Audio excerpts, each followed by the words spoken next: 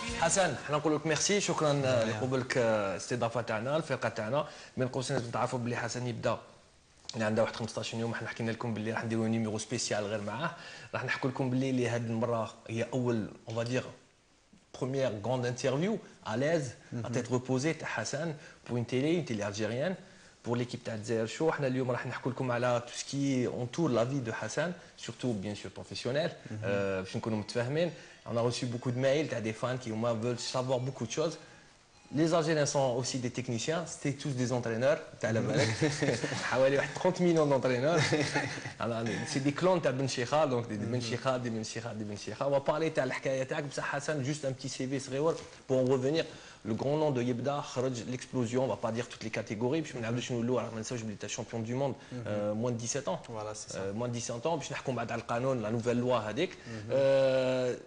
À partir de Le Mans, n'est-ce pas? Le Mans, le gros contrat vers Benfica, c'est ça? Voilà, c'est ça. Un petit résumé, allez, vas-y. Donc voilà, j'ai été champion du monde avec les moins de 17 ans avec l'équipe de France. Après, il y a eu un départ au Mans.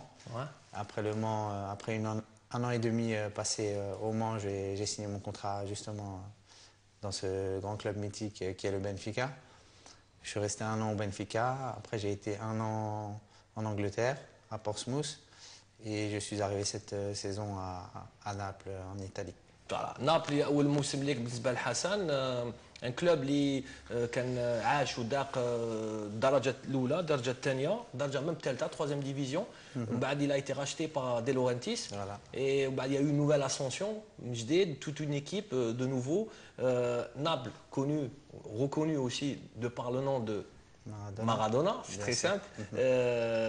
C'est difficile, mais donc tu es à Naples, Portsmouth, je vois que sur les 3 saisons, il y a une année. Portsmouth, à la manalage, parce qu'il y a eu la faillite du club, Voilà. tout le monde est parti, c'est clair. Sur Benfica, qu'est-ce qui se passe? À la Baqach, encore plus, pourquoi tu n'es pas resté encore plus longtemps sur Benfica? Voilà, donc j'ai fait une saison à Benfica, ça s'est très bien passé, personnellement. J'ai fait pratiquement tous les matchs de championnat, j'ai joué titulaire avec un grand entraîneur qui était Quique Flores, qui est aujourd'hui à l'Atlético Madrid. Et ça s'est très bien passé. Je suis allé rester là-bas la deuxième saison, mais il y a eu un changement d'entraîneur. Donc c'est un Portugais qui est arrivé qui s'appelle Jésus. Donc, voilà. De par le nom. De par le nom. Donc voilà, au début je rentrais dans ses plans pendant toute la préparation. Et puis à 2 semaines à la fin du mercato, j'ai dû partir. Donc, Mercato d'été. Mercato d'été, voilà. D'accord. Donc juste après la préparation, j'ai été obligé de plier bagages et direction l'Angleterre à Portsmouth. Donc voilà pourquoi je ne suis pas resté à Benfica. Et c'est difficile, l'Oudaya Saba Bzaf, c'est très difficile, on ne rentre pas dans les plans et on fait une préparation. C'est l'entraîneur qui vient vous parler, il va vous dire, ouais, au fait, si vous acceptez d'être remplaçant, ça marche. Sinon, je dois vous dire que j'ai une autre personne dans ce poste, c'est ça? Voilà, en fait, il y a un joueur qui a été recruté, qui joue au Real de Madrid, qu'ils ont acheté 8 millions d'euros. D'accord. Donc qui est arrivé et qui est qui s'appelle Garcia. D'accord. Qui joue aujourd'hui à Benfica, qui est toujours à Benfica. Donc voilà, il est arrivé et l'entraîneur est venu me voir, il m'a dit voilà, donc maintenant tu vas être en concurrence avec ce joueur. Mais lorsque dans un club on achète un joueur de 8 millions d'euros, c'est pour le faire jouer. C'est normal. Donc forcément, je ne voulais pas rester pour être le concurrent de ce joueur qui allait forcément jouer. Ouais. Donc il n'y aurait pas eu de concurrence. Donc voilà, comme j'ai déjà dit, j'ai fait mes affaires et j'ai préféré partir dans un club. Pour gagner du temps de jeu. Voilà, où je savais justement que j'allais avoir du temps de jeu. C'est ce qui s'est passé. Bon, malheureusement, la faillite du club et on a perdu 9 points ou 12 points, je ne sais plus au classement. Donc voilà, c'était une saison difficile, mais j'ai eu du temps de jeu, j'ai connu le championnat anglais. Donc voilà, c'est que du bonus pour moi. Que du bonus. En tout cas, Madjic, dans notre club, j'étais un grand club, les One Napoli. À côté Labo, j'espère que ça va se passer encore très bien, parce que déjà là, on fait le trio qui pourra permettre le club chez la Champions League. ولما نحكوا على الشامبيونز ليغ حبيت aussi qu'on parle déjà du poste الحقيقي تاعك, le vrai poste. Alors en sélection des fois تلعب en axial, deuxième milieu, des fois تلعب je suis en avant. En fait, le poste de Hassan Yebda, c'est quoi? Moi, c'est milieu relayeur.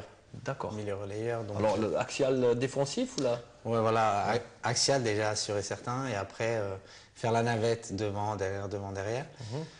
À Naples, c'est pratiquement le poste dans lequel j'évolue. J'ai évolué vraiment dans ce poste-là lorsque j'ai évolué à Benfica. Et en sélection aussi, j'ai voulu ce poste-là. Donc voilà, je me sens très bien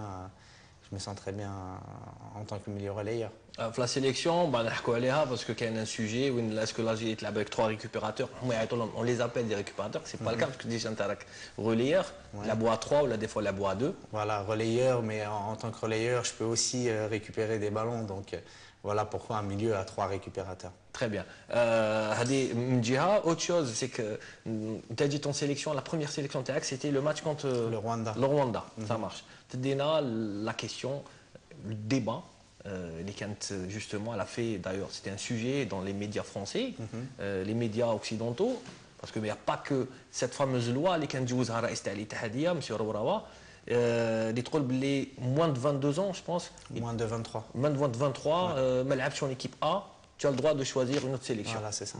D'origine, mais une autre sélection. Voilà. Une autre sélection, l'Algérie, ça a été un coup magique qui a été très bénéfique d'ailleurs. On a récupéré 2 grands joueurs, Dentawa Hassan et Mourad Megni. Par contre, il y en a qui n'ont pas eu cette chance. Un Kamel Meriem, par exemple, qui a joué une fois en équipe de France. Ouais, voilà. Par exemple. Mais l'arrivée Taak, il y en a qui en a fait un sujet. Mourad, est-ce que cette arrivée-là, certains, des mauvaises langues, ont dit que c'était des choix par défaut. Maintenant, pour la première fois, on vous a entendu sur des avant-matchs, des après-matchs, nous ne vous a jamais entendu parler sur ce sujet. Ouais, c'est vrai, je suis d'accord. C'est la première fois que je vais m'exprimer justement au niveau de ce sujet lors d'un vrai reportage. J'ai déjà fait plusieurs fois, mais c'était juste sur les journaux sportifs. Donc voilà, j'ai l'occasion de m'expliquer sur ce choix-là. Voilà, j'ai eu le coach qui m'a appelé avec le président de la fédération, qui m'ont demandé si ça me faisait plaisir justement de rejoindre le groupe Algérie.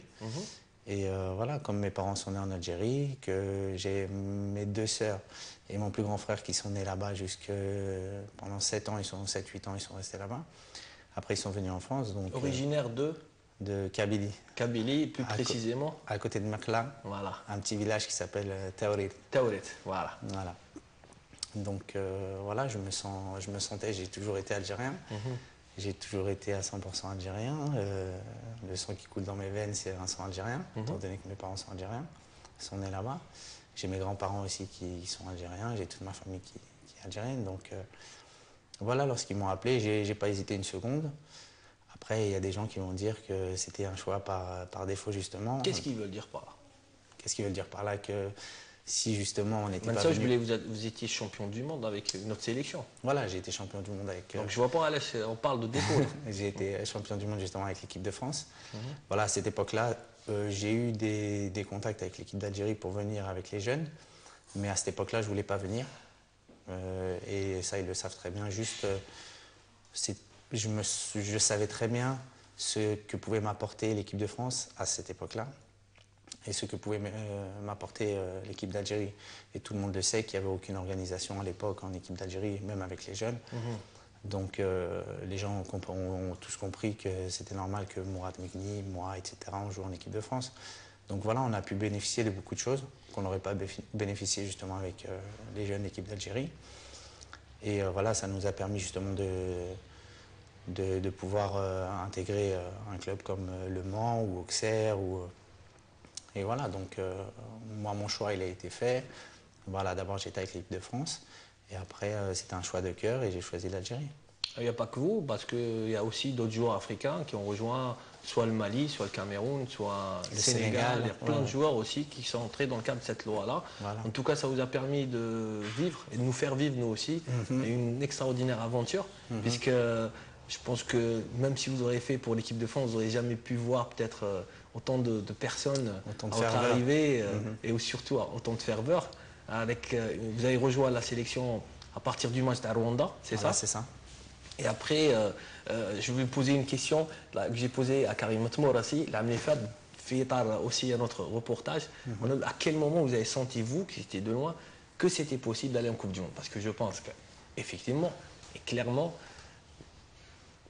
je ne pense pas que c'était les objectifs de la sélection à cette époque-là. C'était peut-être aller en Coupe d'Afrique.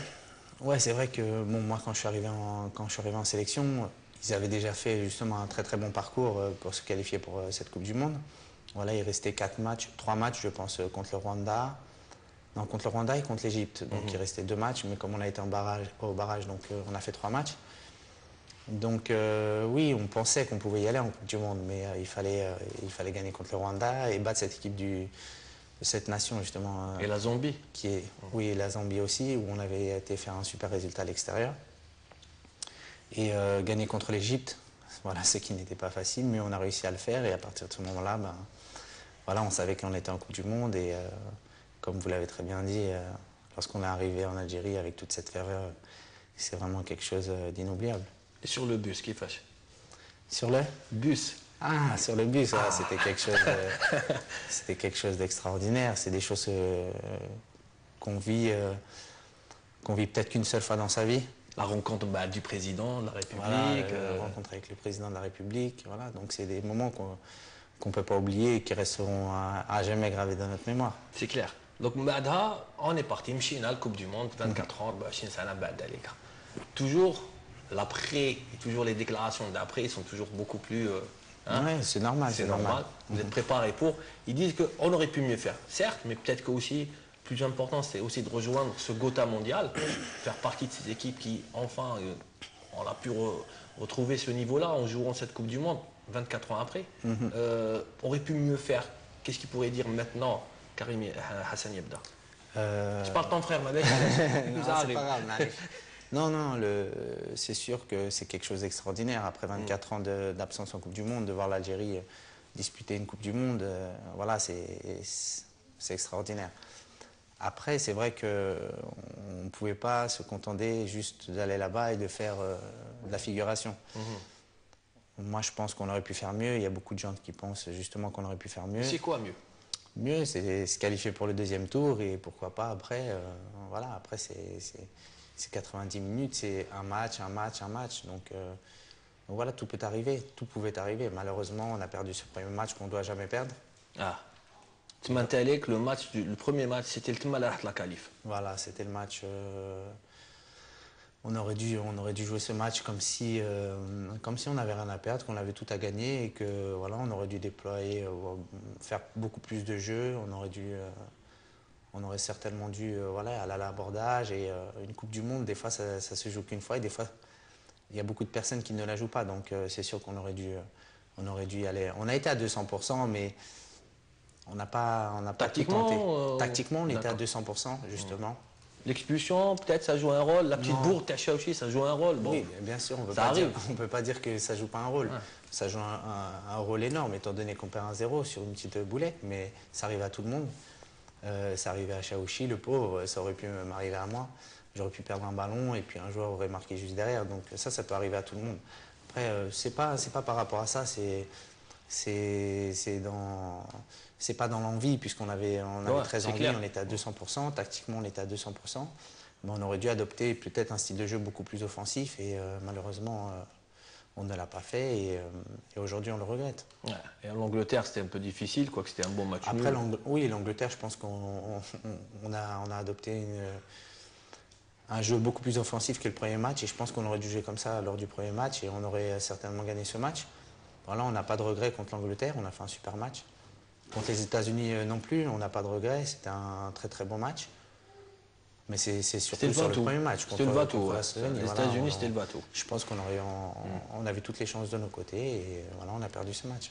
Ça marche. Les États-Unis, il y a eu la défaite, quand il fait l'Hazima, le Muntakhab Oqsiya, retour, il était prévu que l'entraîneur il classe l'aqd diallo, ça veut dire la fin de son contrat. Non, il a été renouvelé. Premier match, première défaite. Éliminatoire de Coupe d'Afrique. Bada, il y a eu l'arrivée d'un nouveau sélectionneur. Il y a eu déjà une défaite en amical, on a de défaite en sélection. L'arrivée d'un nouveau sélectionneur. Manque de peau aussi. Il y a eu défaite. Parce qu'il y a déjà des joueurs qui n'ont pas participé. التعداد كان ما شاركش مع المنتخب. Il y a eu il y a eu le match du Maroc. Il fallait à tout prix. L'Algérie était au pied du mur. Qu'est-ce qui s'est passé? On s'est retrouvé dans cette situation.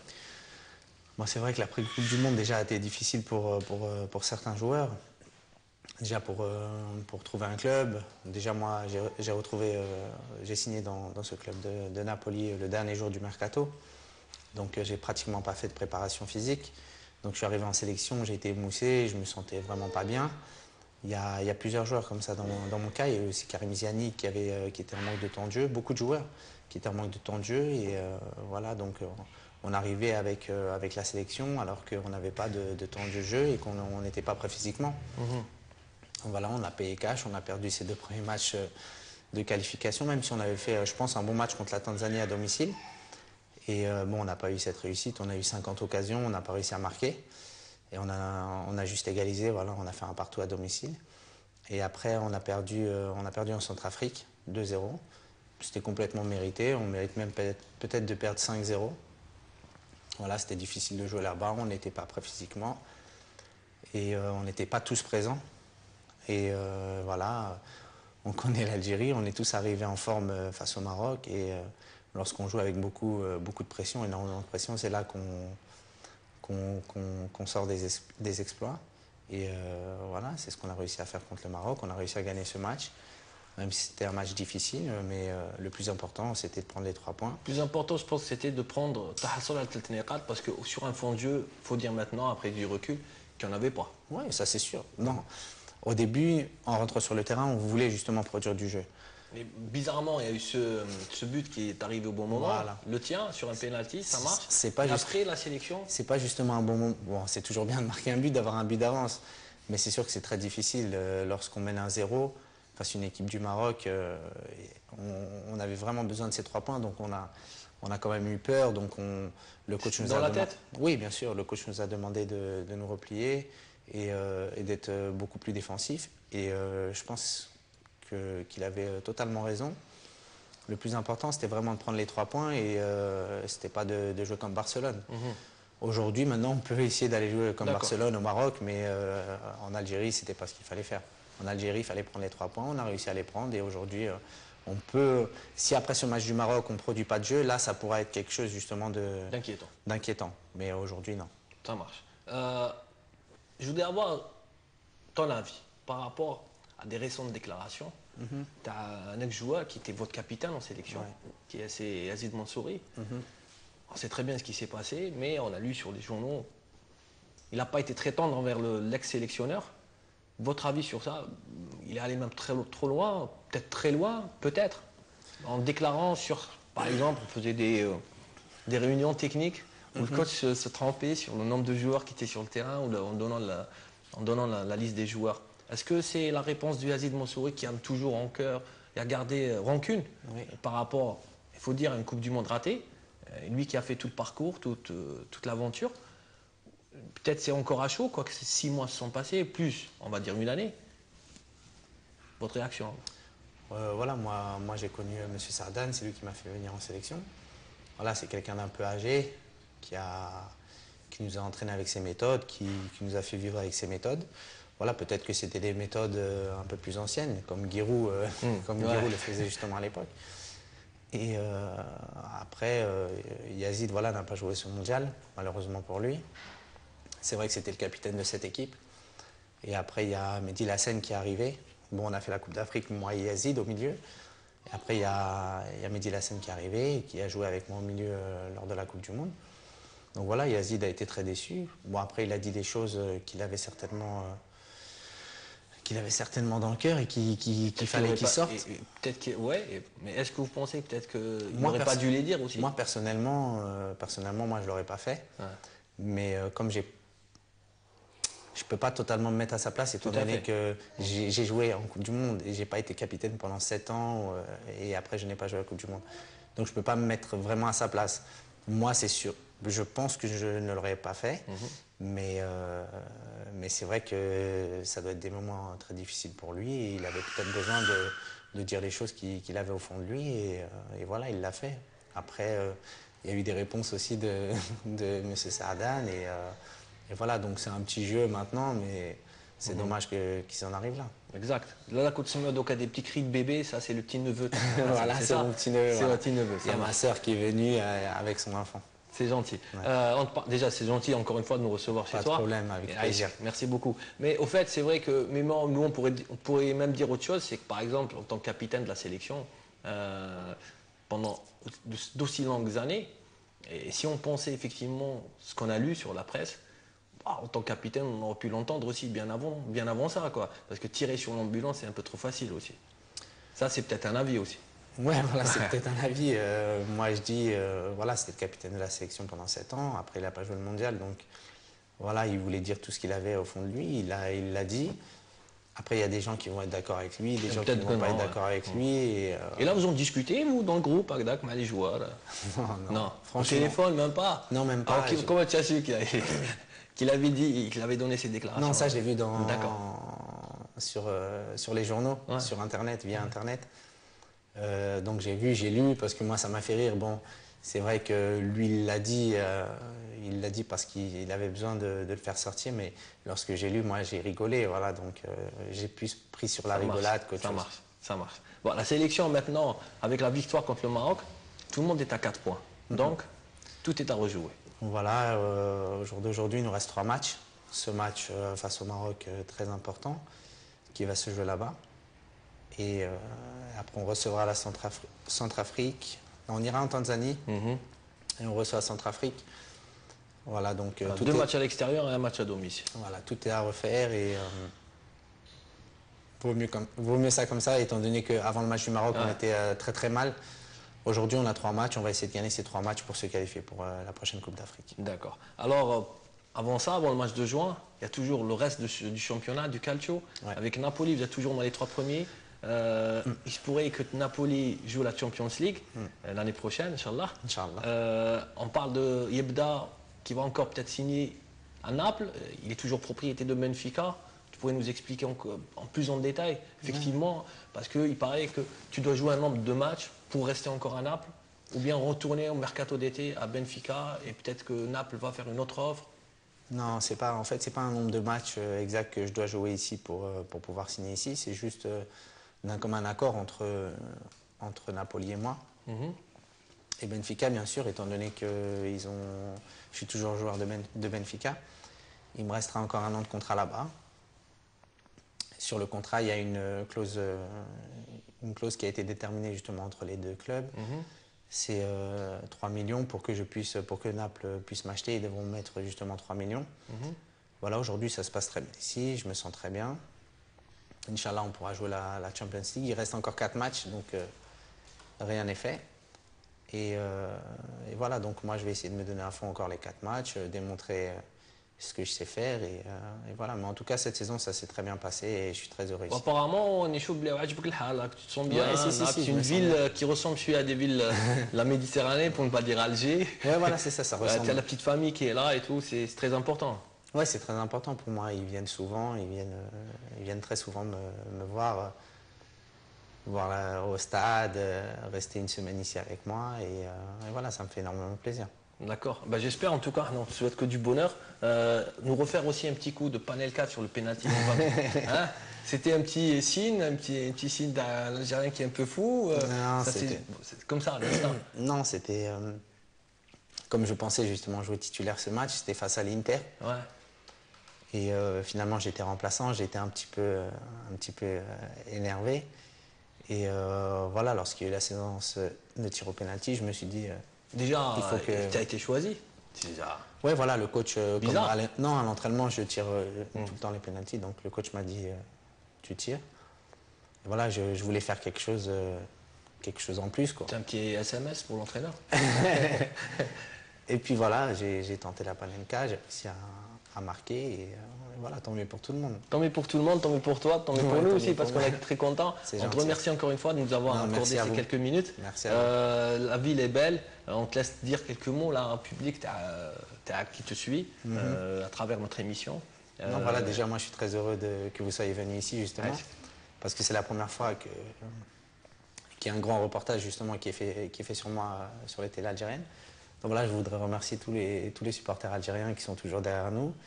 Et Inch'Allah, la qualification pour la prochaine Coupe d'Afrique et une belle victoire au Maroc. Inch'Allah. Merci beaucoup. De rien. Yes.